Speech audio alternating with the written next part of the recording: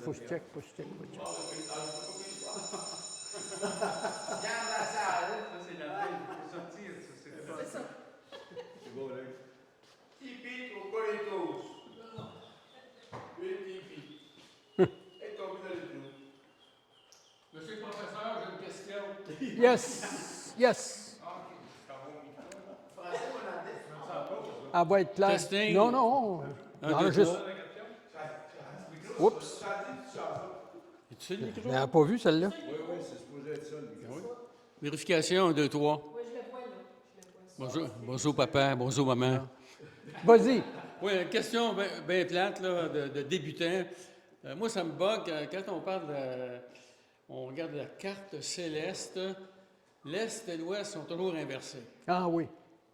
Le Nord et le Sud, eux autres, ça reste pareil. Oui. Mais l'Est et l'Ouest, moi, je trouve ça plate. Là. Moi, je suis habitué à voir l'Est à droite et l'Ouest à gauche. Eh oui.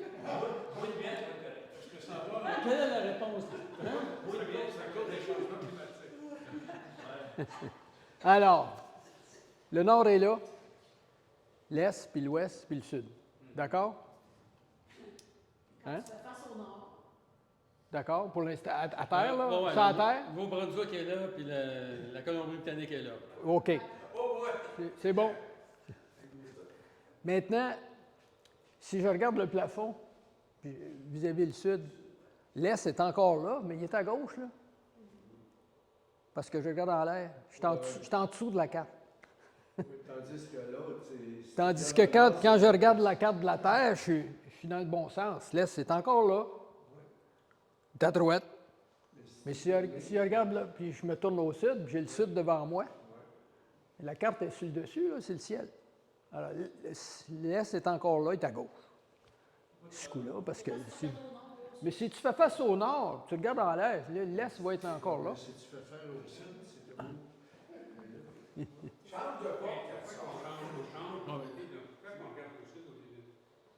Parce qu'on a une plus grande section de ciel qui pour un même soir. Alors, si tu es au pôle nord puis tu regardes, tu vas voir tout le tour, ça ne fait pas de différence. Si tu es à notre latitude, à 45, entre l'équateur et la chose, tu vois, avec un dessin, ce serait peut-être plus facile. Ça me prendrait, j'aurais dû amener un globe. Tu es debout à 40, mettons la sphère est ici, là. Tu es debout à 45. Ton horizon, il est incliné. Tu comprends? Tu vois une demi-sphère. Même chose que si tu étais en l'air, tu verrais une demi-sphère, l'équateur tout le tour, parce que la Terre est insignifiante, on considère que c'est un point. Mais vu que tu es à 45, tu vois cet hémisphère-là. Et puis, Ce qui fait le tour de l'étoile polaire, c'est 45 plus 45, c'est 90 degrés que tu vas voir, mais qui va toujours rester circumpolaire. Il va toujours être là. OK. Puis à partir de ce 90 degrés-là, là, après ça, tu as toute cette partie-là de ciel qui va se lever puis se coucher. Fait que là, tu vas te retrouver à combien d'heures de ciel que tu vas voir? L'ascension droite, tu vas en avoir une trolley, ça dépend de la longueur de la longueur de la nuit. Comme là, la nuit est bien longue, fait que là, on voit des constellations, là. tu vois plus de stock. Ouais. À notre latitude, quand tu regardes au sud, tu vois en dessous de l'équateur. Pas là, pas quand tu regardes au nord. Ouais. Oui, OK. Ah oui, je comprends. Tu as plus de ciel, il y a plus de choix. Oui. Mais tu peux, c'est pas défendu. Il n'y a rien, tu vois pas grand-chose au nord, hein, Il n'y a pas grand-chose. Si c'est là, tu peux, c'est pas défendu de regarder, Oui, non. mais c'est plus payant quand ça passe au sud. Ça arrive. Ça vient de là qu'on se pose cette question-là, comme ça? Tu sais, Par rapport à la Voie lactée aussi, le noyau de Non. le noyau de la Voie lactée. Qu'est-ce qu'il y a? La majorité des objets qui sont intéressants, ça suit la Voie lactée, en principe. Oui, il y en a plus, parce qu'on regarde notre galaxie qui est un disque, On est dedans. Alors, si tu regardes vers la tranche au lieu de vers l'axe, tu vas avoir plus de stock, là. Tu regardes dans l'épaisseur, ça c'est vrai. Mais, Autre question. Mettons, si tu ferais, par exemple, le solstice d'été, le solstice d'hiver, oui. la Lune, est-ce qu'elle passe toujours à la même place pour nous? Non, c'est plus compliqué. La Lune, la Terre, Parce que, la Terre est penchée, l'écliptique est penchée, puis la Lune, elle a son propre angle, elle aussi. donc, elle passe Puis pas différent. à la même place. Ah non, c'est compliqué. C'est ça, je trouvais ça, j'ai dit, me semble, moi, je l'ai déjà vu, elle était là. Je suis au solstice d'été, mais là, le solstice d'hiver, puis elle passe plus là, ça veut que c'est la... Écoute, ça se figure. Faut que tu t'assoies, puis tu dégages un petit peu de sueur. Il y a un orbite lunaire alentour de la Terre qui demeure le même. Elle est toujours pareille, là, Par rapport à la Terre, oui. mais c'est que la Terre, elle, à cause... Non, la Terre pointe toujours dans la même direction, mais Oui. elle tourne alentour du Soleil, toujours en pointant dans la même. C'est pas comme un pendule là, qui fait ça. Non, Là. non, non, Ouais, fait- c'est ça, mais le pointe fait toujours. qu'elle ait un angle de 23, Oui, une déclinaison de 23, oui. mais la Par Lune, rapport à- elle parcourt toujours la même chose autour de la Terre, Oui. mais le fait Il y a un angle, par exemple. C'est permis, là? Oui, Alors, oui, il y a oui, un oui. angle. Oui. Mais une différence entre le solstice d'été et le solstice d'hiver. C'est assez- Ça suit. Le solstice, là, on s'en occupe pas beaucoup parce qu'il n'y a pas de point de référence commode comme aux équinoxes, qui est la croisée des deux trajectoires, l'équateur puis de l'écliptique. Tandis qu'au solstice, au solstice, ben là, les deux orbites sont très écartées, mais tu sais, c'est flou, il n'y a pas de croisée, là. Alors, on ne s'en sert pas comme référence. On peut dire que l'axe de la Terre est le plus près du Soleil, l'extrémité nord, si tu veux. C'est pour ça qu'on a plus de soleil, là, parce qu'on pointe plus à l'été. Mais on sait. C'est pas là que c'est le temps de planter nos graines. C'est au printemps que c'est important. Ou à peu près. Alors, c'est pour ça que, depuis l'Antiquité, on cherche à connaître la date précise, où est-ce qu'on est, où est le printemps. Très important. Sans ça, on peut manquer à la récolte à l'autre bout. Faut, tu sais, à un jour près. Ça a été toujours une question. Ça a toujours été la question. Tout le temps. Donc, celle-là, on l'a passée, hein, c'est ça. Alors, suivante.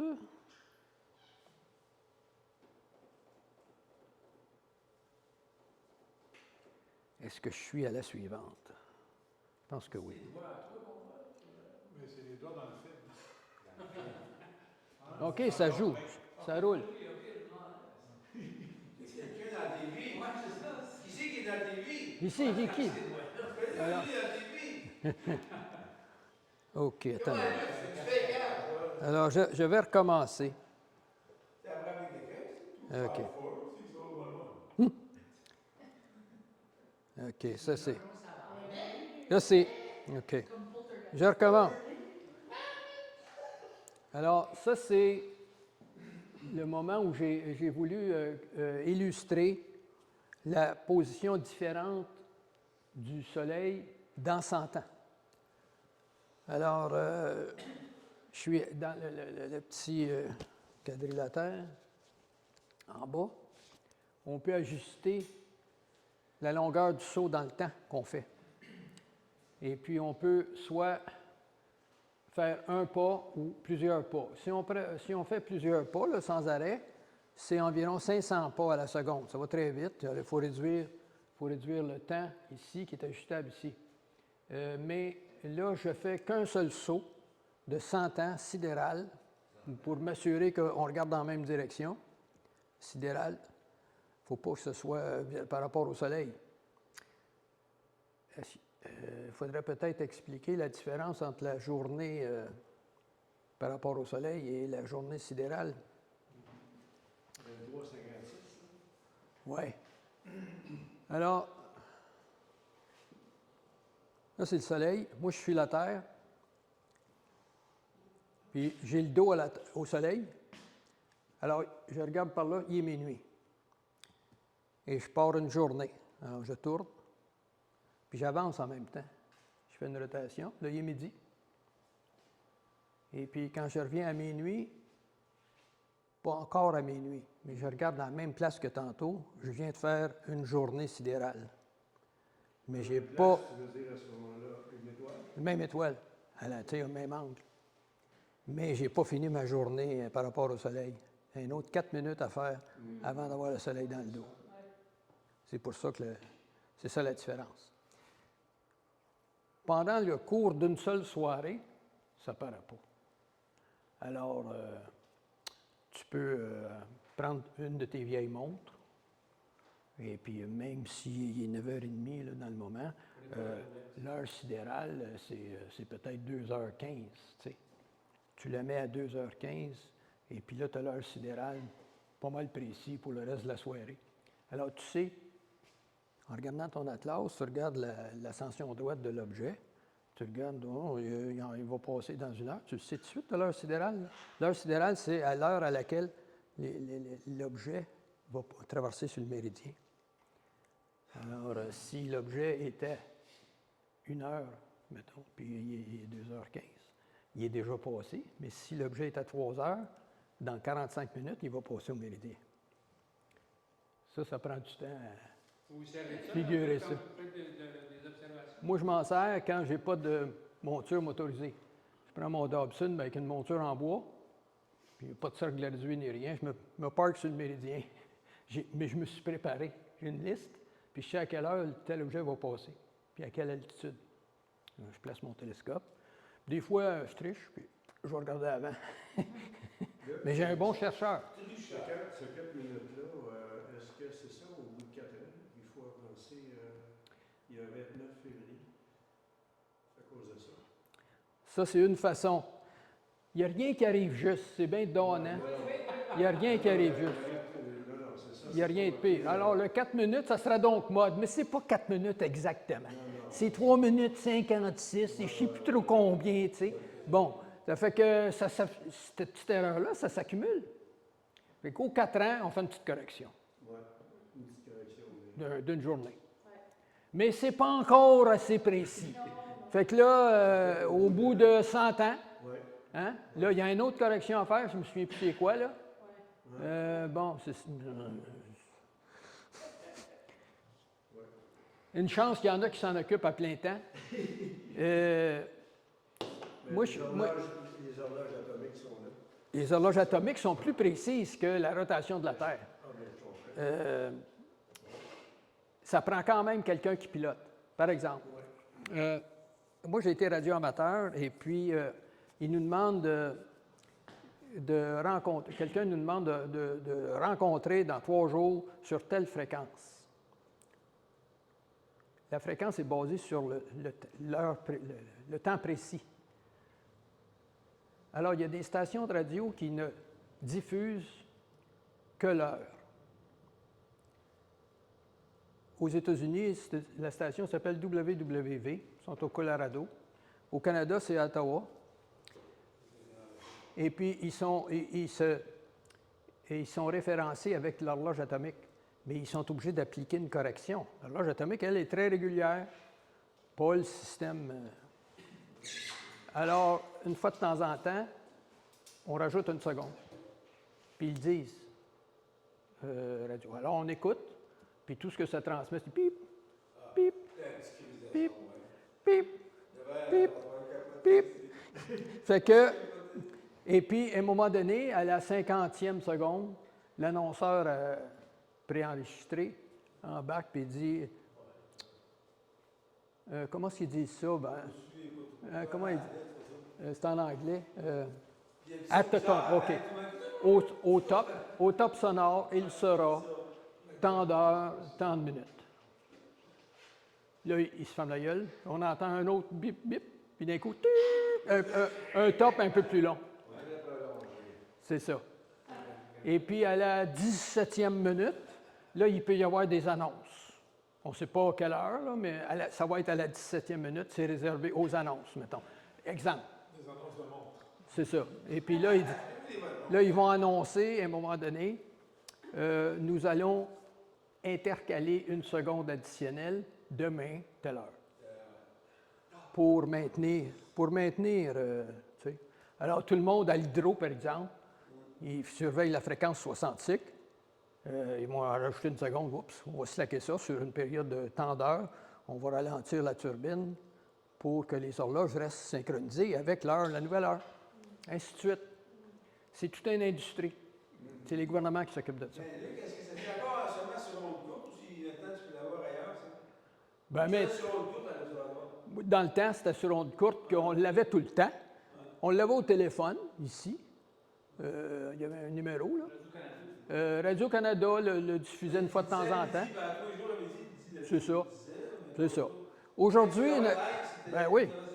Aujourd'hui, naturellement, à cause de l'Internet, tout l'Internet est régi par ça.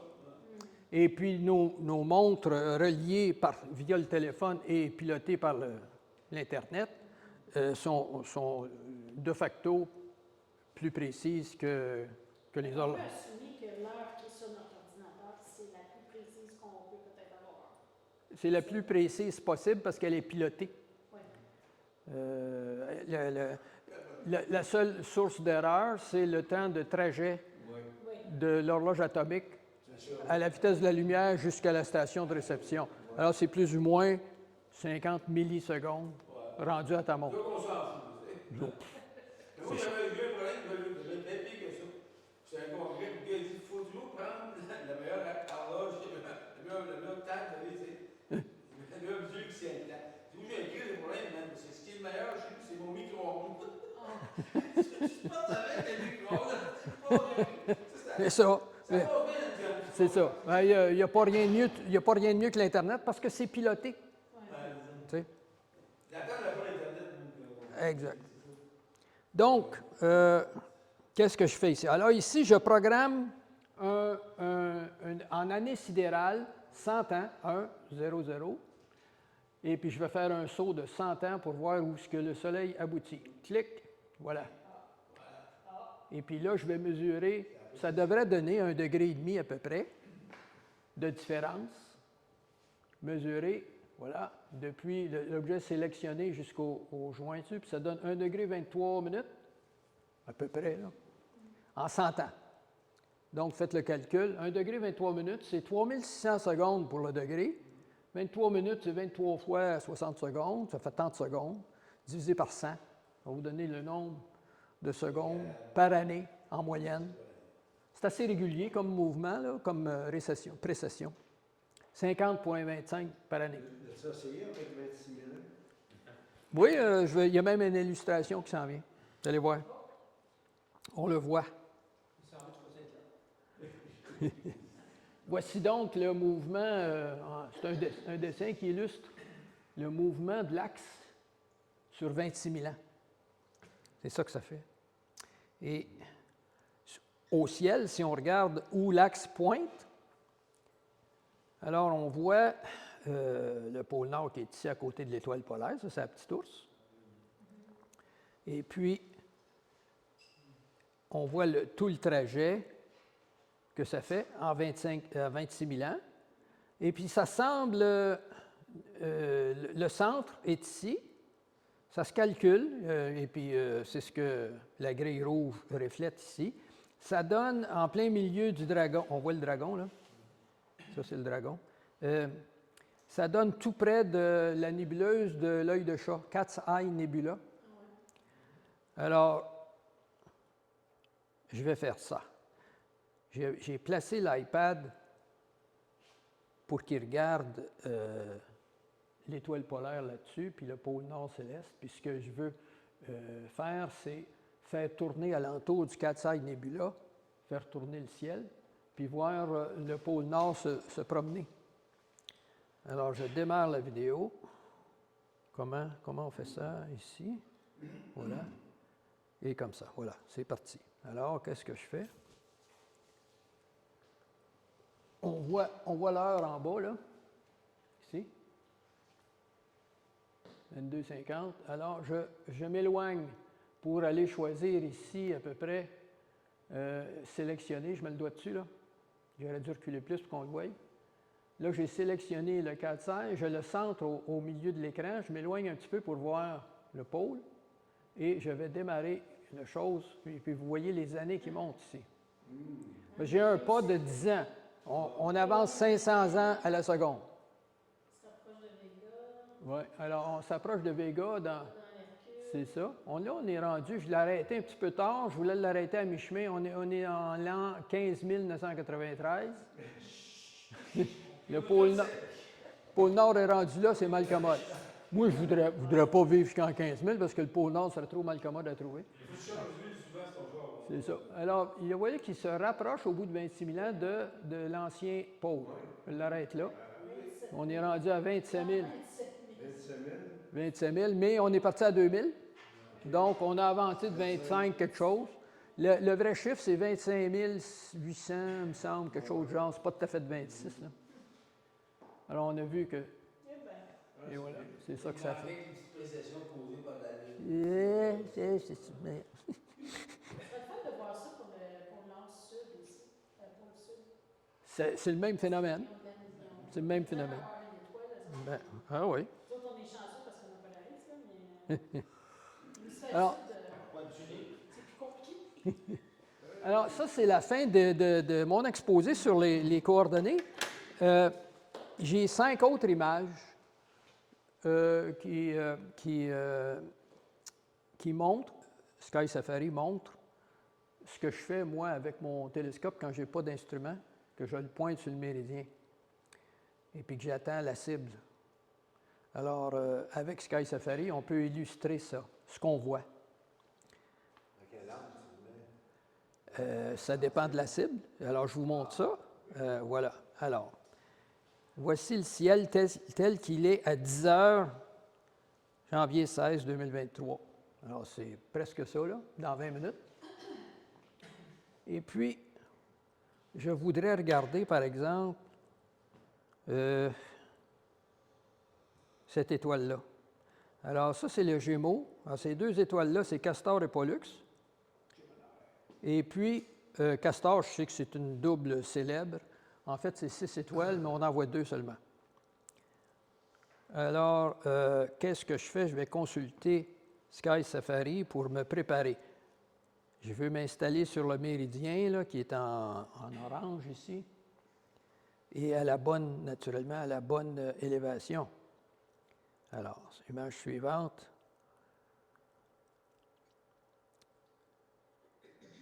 Avec Sky Safari, je le fais avancer d'avance. Vas-y, tu es capable. J'attends. Ça ne marche pas, là. Là, OK. Alors, je vais sélectionner Castor. J'amène l'image pour que Castor coïncide avec le méridien. Et maintenant, je questionne Sky Safari. Et voici une partie de ce qu'il me donne.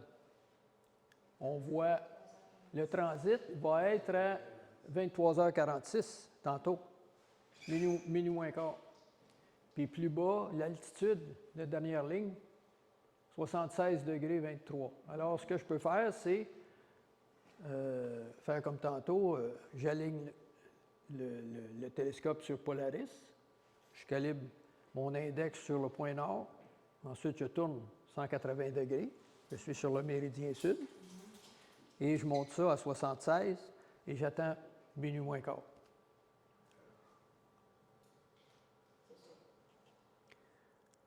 Entre-temps, je peux demander à Sky Safari de me montrer à l'écran le champ de vision du télescope et du chercheur.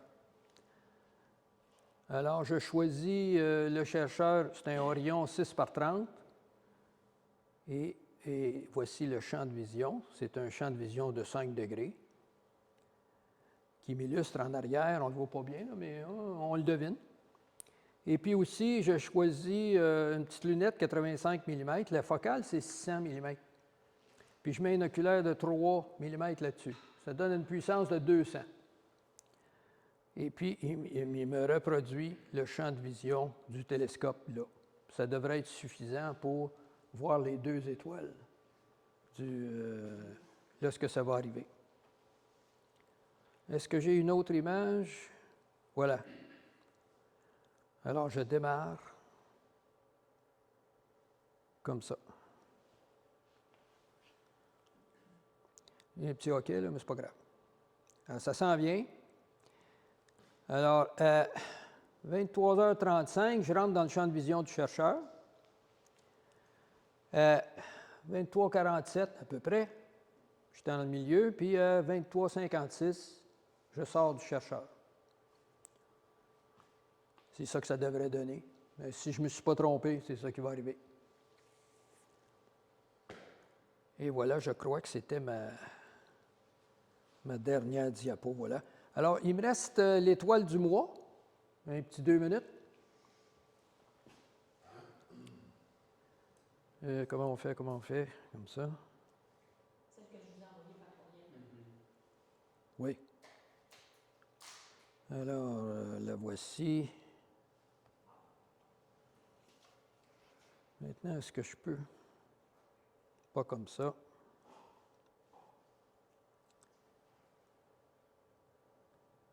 Voilà. OK. Ça fait brillant.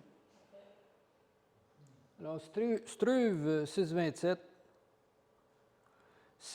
puis on la voit sur la carte, là.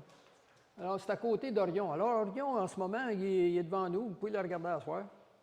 S'il n'y a pas de nuages. Je ne sais pas si c'est clair à soir. Il y a des nuages. C'est une belle double. Sur l'échelle d'évaluation du Observer's Handbook, il lui accorde 2 points d'exclamation. Les plus belles ont 3. Les moins belles sur cette liste-là, c'est 0. Il n'y en a pas. Alors, il y a 4 degrés. C'est les deuxièmes meilleurs. Elle est assez brillante. C'est jaune et doré. C'est assez subtil. Pas sûr que vous allez voir la différence avec une petite lunette. C'est à voir. Je me le dirai. Je ne me souviens pas, moi. Je l'ai probablement regardé, puis je ne m'en souviens plus. Je n'ai pas noté. Pardon? À défaut que tu sonnes un peu.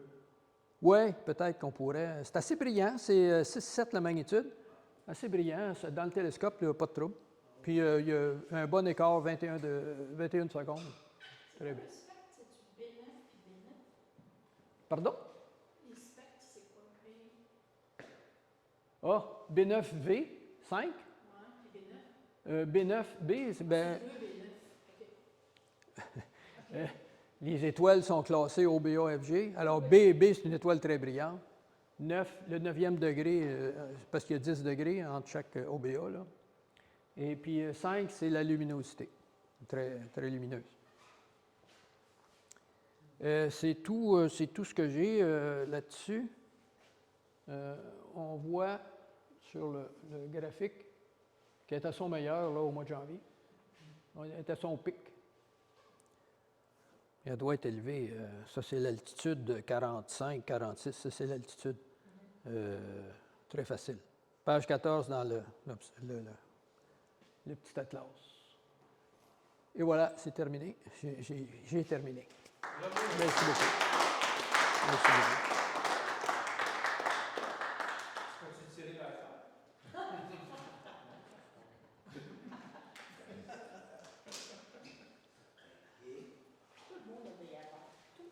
On ne s'est pas servi du micro bien.